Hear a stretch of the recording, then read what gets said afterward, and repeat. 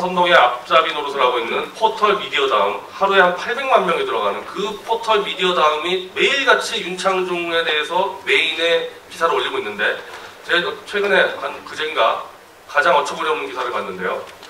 윤창중 대변인이 인수위 상황을 다 알려줄 수 없으니까 기자들한테 좀 미안한 거예요. 근데 요즘에는 청와대든 국회든 이 출입기자들이 나이가 워낙 젊어졌고요. 매체가 워낙 많아져가지고 국회 출입기자가 한 700명 되는데 절반 이상이 다 30대, 20대입니다. 이번에 이제 인수위가 기자가 1000명 들어갔다는 겁니다. 1000명 뭐 한 7, 80%가 다 20, 30대 기자일 건데, 윤창중 대변인은 50대 이제 한 언론계 시니어니까 사실은 기자들한테 대변인이 잘 알려주지 못하면 미안해요. 그러다 보니까 자기가 26살 때부터 기자생활을 했고 이제 자기 과거 얘기를 할 수밖에 없는 거죠. 그런 경우는 허다한데 그것까지도 이 젊은 기자가 칼럼으로 공격을 하는 겁니다. 왜 자신의 과거 얘기하냐, 누가 그런 거 물어봤냐.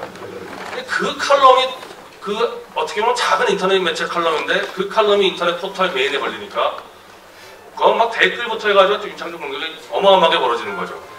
윤창중 대변인에 대한 공격은 하나의 상징적인 문제고, 저는 이게 대한민국 언론의 하나의 과거의 구태적 악습을 지금 집중적으로 지금 이게 터져나오고 있다고 보는데, 자, 다시 지금 결론적으로 말씀드리면 저는 미디어워치를 다시 발행하겠다고 선언을 했습니다. 원래는 월간 뉴스로 개편하려고 했는데 도저히 지금 언론 하는 거 봐서는 이거 누구 싸울 사람도 없고 누군가 하나는 저런 언론 잘못했다라는 매체를 해야 돼서 다시 미디어워치를 끌고 가려고 이제 선언을 했습니다.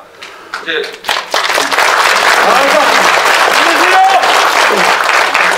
그러다 보니까 도대체 언론이란 무엇인가? 언론이 뭔데 저렇게 마구잡이로 한 사람과 이 대한민국 국민들이 선택한 정부를 정당한 비판적 견제가 아니라 마구잡이로 물어뜯을 수 있는 건가?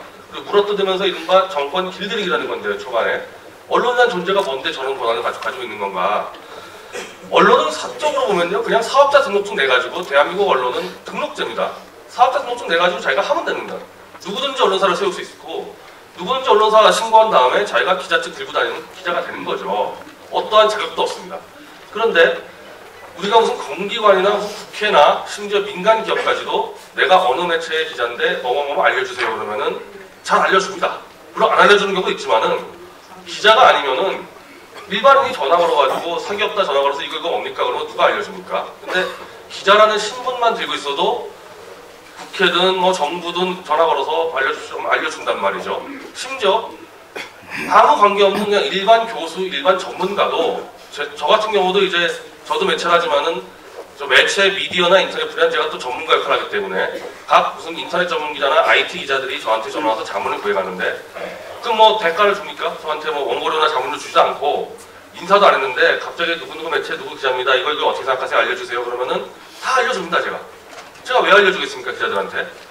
그 기자가 무슨 공공으로 자격증 것도 아니고 공무원도 아니고 일반 사기업의 직원인데 아무 대가 없이 제가 알려주는 건데, 그거는 기자나 언론사가 법적으로는 사기업이지만은 국민이나 전문가들이 볼 때 언론은 공익을 담당한다는 전제하에서 다 알려주는 거지, 그게 아니면 왜 그 사람들한테 공짜로 다 정보를 좀 알려주냔 말이에요.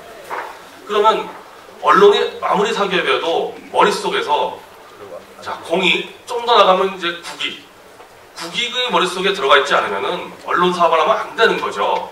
그러면 그냥 아무나, 그 사실 지방 같은 경우 그냥 건설사가 그냥 언론사 만들어가지고 실제로 건설 사업의 앞잡이로 이용하는 경우가 허다합니다. 그래서 기자들을 이 사업의 그 수단으로 활용하는 경우, 그래서 그거를 이른바 중앙에서는 사이비 기자, 사이비 언론이라고 규정을 하거든요. 근데 지금 인수위를 보도하는 이 기자들의 태도는 그런 지방의 건설사 이 자매지가 하는 거랑 거의 유사한 상태. 다들 자기 사익을 위해서 그냥 물어뜯고 이 정권이 자기하고 관계없이 무조건 물어뜯겠다는 거죠. 그래서 길들이고 무슨 더 나아가면 사업적 특혜 같은 것다가 요구를 할 겁니다. 그럼 제가 얼마 전에 그런 주장을 좀 트위터에 했습니다. 자, 비판 좋다 이거예요. 정권에 대한 비판 좋고 기업 비판 좋은데 그 비판의 기준이 뭐여야 되냐. 비판의 기준은 국익이어야 된다. 그리고 국익을 기준으로 하기 때문에 그 사람에 대한 비판도 감당이 되는 거고 아무데나 전화 걸어서 정보도 요청할 수 있는 겁니다. 이 국익을 기준으로 하기 때문에. 근데 그런 얘기 있었더니 좌파 쪽에서 파시스트라고 이제 공격을 해요. 그러니까 국익을 생각해서 기사를 쓰자 그러면 파시스트로 몰린단 말이죠. 이게 언론계의 현실입니다. 다들 정말 이해가 안 되겠지만은 제가 생각해봐도요. 언론계 뭐 선배들 후배들 만났을 때 이쪽에 우리 쪽 우파 시민사회에 관계된 거 제외한 언론인들 만나면은 단 한 번도 지금까지 제가 국익에 대해서 대화를 해본 적이 없어요. 기자들과. 조선일보 기자든 중앙일보 기자든 뭐 한겨레 기자든 그래 언론인이 언론사가 국익을 위해서 어떻게 보더라고 뭘 잡아야 되는지를 대화를 해본 적이 없는 거예요. 대화를. 그 자체가 단어가 없다는 겁니다. 국익이. 그러니까 언론사에서 아무도 쓰지 않는 국익이라는 단어를 제가 쓰니까 파시스트로 몰리는 거죠. 그리고 멀쩡하게 이제 아까 뭐 서명각 선생님이나 뭐 성경성 목사님도 뭐 극우 인사 얘기했는데 멀쩡하게 갑자기 1월달부터 저를 이제 극우 농객이라고 또 이제 기사가 막 나갑니다. 어마이뉴스나 극우 농객이 나가는데 국익을 주장하니까 이제 극우가 돼버렸습니다. 사실 제가 원래 이명박 정권 내내 5년 동안은 보수 인사라 이렇게 보도가 나갔는데 사실 이 냉정하게 이념적 노선으로 보면은 보수주의와는 약간 다른 제가 자유주의가 맞거든요. 저 같은 경우는. 근데 보수라 얘기할 때도 뭐 그래 넘어갔는데 이제는 이제 극우까지 이제 발언이 됩니다. 국익을 얘기하지 않고 그냥 있는 것이 마치 기자의 폼이라고 이런 겁니다. 자, 그럼 기자의 지금까지 일반적으로 언론계에서 관행이 되어 있는 기자의 사명은 뭐냐? 권력 비판 감시라 그래요. 권력 비판 감시가 기자의 사명이라 그러는데 전 좀 이해가 안 되는 게 권력 감시를 가장 잘하려면은 기자직 사표 쓰고 부국 공무원 시험 쳐서 공무원으로 들어가서 직접 내부에서 감시하는 게 가장 확실하죠. 왜 기자가 권력을 감시합니까?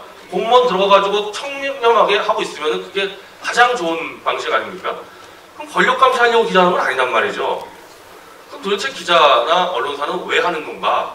그리고 무슨 목적으로 기사를 쓰고 칼럼을 쓰고 왜 독자들에게 자기 콘텐츠를 제시하는 건가? 이거를 답을 내지 못하면 사실은 지금 언론사 자체들이 다 위험한 상태. 경영적으로도 위험하지만은 국민들 자체가 어느 언론사들도 신뢰를 안 하죠. 약간의 편 갈라서 어느 정도 지원을 하지만 전체적으로 무슨 누가 지금 언론사를 인정해주고 언론 자체를 인정해주고